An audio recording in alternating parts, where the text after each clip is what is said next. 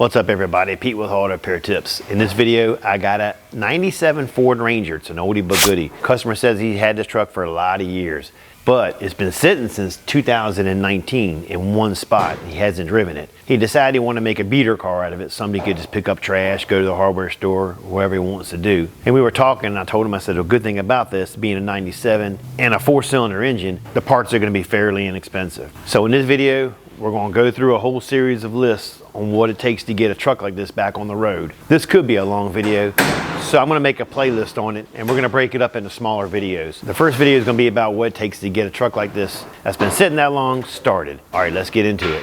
All right, the first thing I'm doing is I tried charging up the battery. It wouldn't take a charge. And I called the customer. I said, you're gonna need to spend a little bit of money to figure out if you want to fix this thing or not. And he told me, which this didn't make any sense. He said the battery's only a year old. If it's been sitting since 2019, and I asked him, I said, why is the battery a year old? Then he told me, he said, well, he tried to start it last year, but it wouldn't start. And the one thing you want to think about doing, when you take a car to a shop, try to give them the whole story off the get-go so they know what direction to go in, because if a year ago it just spun over, it wouldn't start, already you're telling me there's a problem. So, and like I told him, I said, well, we need to figure out that problem first before we continue on, because who knows what it could be.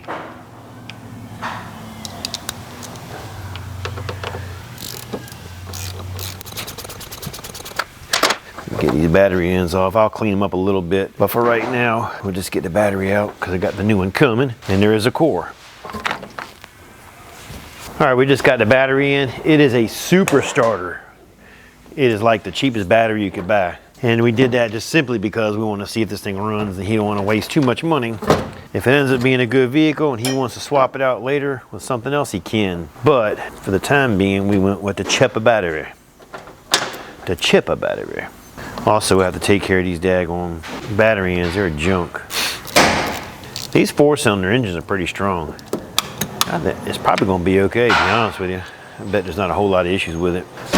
Only thing he might end up doing, and basically for dry rot, is maybe a timing belt and a water pump.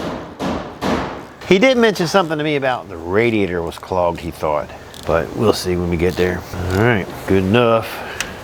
All right, moment of truth. Let's see if this thing starts. Horn works.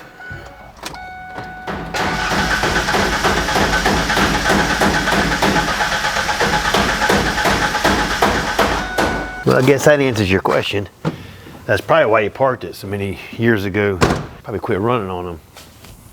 Well, two things you can see from that. When I was cranking it over, you could hear the engine. It was a constant, same pitch all the way through. So I don't believe we have any kind of compression problem. It just sounded too good. There was no skips. Everything was nice and smooth on that cranking.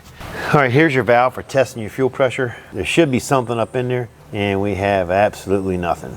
Absolutely nothing. All right, let me see which one of these is the fuel pump relay, and let's do some testing on that fuel pump to see why we don't have fuel pressure. All right, after looking at some data, it's the 4th slide up on this side. This is your fuel pump pressure tester. This is your fuel pump relay right here. Let's go ahead and pop it out. Let's get a tester in there and let's see what it does.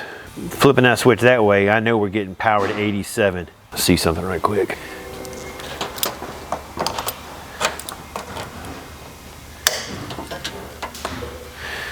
All right, number 30 should be hot. That's your full-time hot, and it is. When I flip the switch up, this should throw current to the fuel pump, and we should get some kind of pressure out of it. All right. All right, nothing. So we have nothing back there right now. This side right here, when I turn the key on, this is my ignition hot. Number 86 should light up.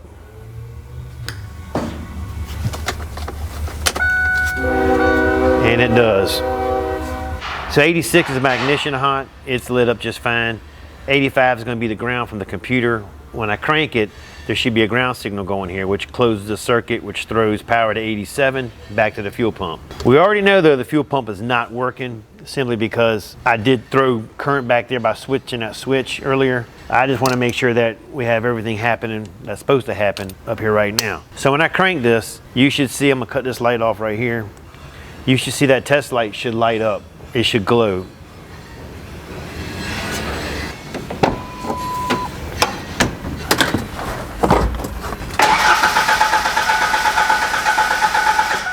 All right, what do we know so far? 30 has 12 volts going to it. 86 has 12 volts going to it. I flipped that switch. 87 lights up, which means it is throwing 12 volts back to the pump. In the ground on 85, when I crank it over, that computer's sending a ground to 85, which activates the entire circuit. So just by doing that, I know that this whole circuit up here is fine. What we don't know is, because it's been sitting so long, did a rat or a mice or something go underneath there and chew them wires, so we're not getting the correct volts back there. So the next thing is, I'm gonna pull a schematic on it, check the colors on the hot and the ground, and let's see what they look like. And let's get this thing up in the air. Let me hook a meter to it. We'll do the same test here and we'll see what the meter does. So looking at the schematic, if you look right here, this is your fuel pump module. There's a black wire coming right off the fuel pump, which goes directly to a chassis ground. And then this ground, actually I say chassis ground, but it's up there by the cow panel. And it looks like the pink and the black one are going to be your hots.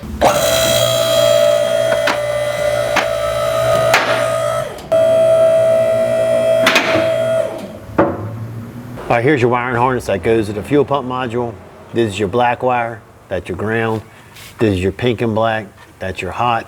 And what I've done is I've probed the black and the pink and black, and I've got these wires hooked to my meter. Let's go ahead and do some tests and let's see what that meter does. Let me go ahead and get my tool unplugged, and I'm gonna get my relay put in here and see what that relay does.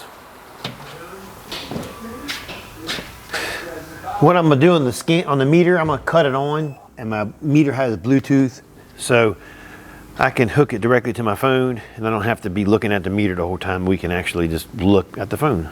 Right here, I'll connect. Let's see if y'all can see this when I go to crank it.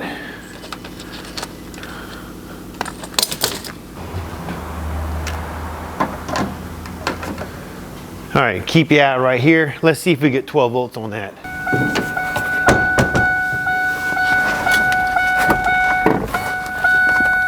$12 volts.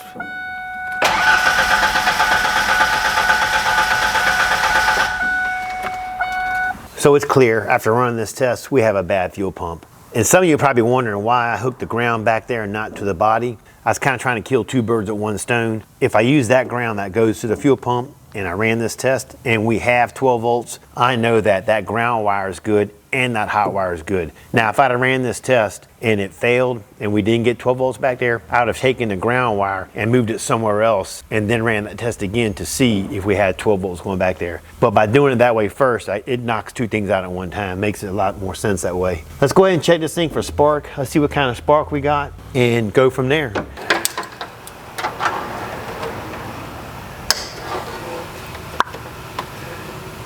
When I go to check for spark, all I'm gonna do is pull the plug wire off the coil pack, and I'm gonna set this spark right here. I'm gonna set my coil. I am tongue-tied today. I'm gonna set my test light. I hooked it to a ground, and I've got it just sitting here. This coil pack should throw an arc out at least a ½ inch or more. So when I crank this engine over, you should see some spark coming out of there. All right, I can't see it, so I'm gonna get one of my guys to sit here and look at it right quick. This is Danny. Yeah. Well, he can't talk and he can't hear. But he's an awesome guy. He's just been with me for a while. He's just a great employee. Look right here. We have our own kind of sign language around here.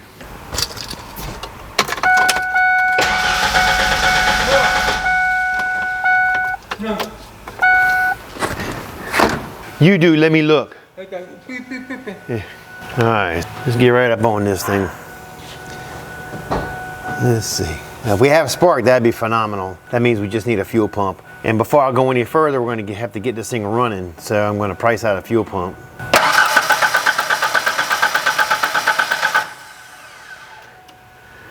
So looking at that test, we got great spark going on. The only thing we're missing is fuel. That's good news for the customer. I'm gonna go ahead and price out the pump because I think we need to get that done and get it running first before we continue on with brakes and wiring and plugs and cleaning and every dang on thing else, because we may get that thing running and the engine may be a turd.